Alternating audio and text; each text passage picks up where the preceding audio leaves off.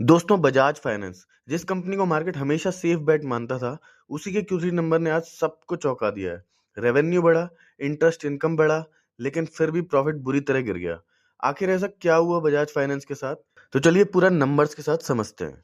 तो दोस्तों बजाज फाइनेंस ने अपने Q3 के नंबर डिस्क्लोज कर दिए हैं। डेटा यहाँ करोड़ में है, मैं आपको करोड़ में सिंप्लीफाई कर रहा हूँ। तो चलिए सबसे पहले आते हैं रेवेन्यू फ्रॉम ऑपरेशंस पे। पिछले क्वार्टर में 20,178 करोड़ का रेवेन्यू जनरेट किया था कंपनी ने।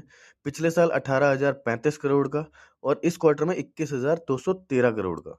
ईयर ऑन ईयर बेसिस पे देखा जाए तो लगभग 17% की ग्रोथ देखने को मिल रही है। क्वार्टरली बेसिस पे देखा जाए तो 5% की ग्रोथ देखने को मिल रही है। मतलब साफ है, रेवेन्यू लगातार ईयर ऑन ईयर और क्वार्टर ऑन क्वार्टर दोनों बेसिस पे बढ़ता हुआ नजर आ रहा है। इसमें कोई दिक्कत नहीं है।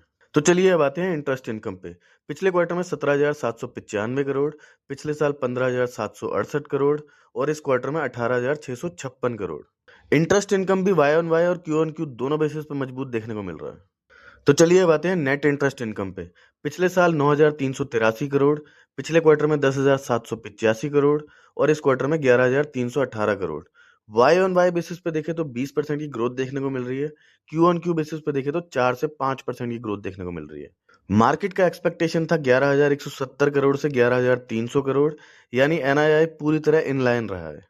तो चलिए अब आते हैं एक्सपेंसेस पे। असली प्रॉब्लम यही है। पिछले साल 12,295 करोड़ के एक्सपेंसेस थे कंपनी के, पिछले क्वार्टर में 13,575 करोड़ और इस क्वार्टर में 15,520 crore. Y on Y basis पे देखें तो 25% की ग्रोथ दिखने को मिल रही है एक्सपेंसेस में। दोस्तों यहीं से कहानी बिगड़ती है। रेवेन्यू जितना नहीं बढ़ा, उससे कहीं ज्यादा खर्चे बढ़ गए।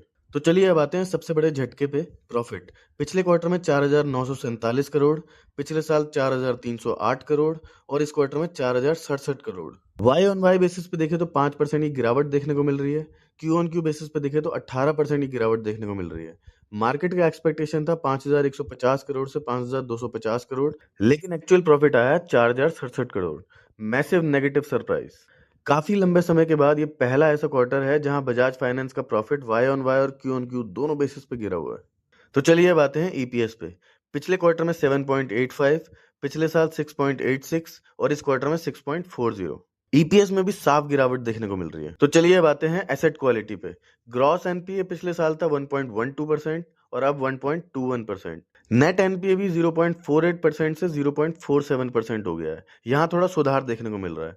ग्रॉस एनपीए बढ़ना हमेशा एक नेगेटिव सिग्नल माना जाता है। मार्जिन्स में भी इस क्वार्टर प्रेशर देखने को मिला है। तो दोस्तों अगर ओवरऑल देखा जाए तो रेवेन्यू ठीक है, एनआईआई इनलाइन है, एक्सपेंसेस बहुत ज्यादा बढ़ गए हैं, प्रॉफिट उम्मीद से काफी ज्यादा कमजोर है, मार्जिन्स और ग्रोस एनपीए दोनों प्रेशर में है। ओवरऑल नंबर कमजोर हैं, खासकर इसलिए क्योंकि मार्केट को प्रॉफिट ग्रोथ की उम्मीद थी, गिरावट की नहीं।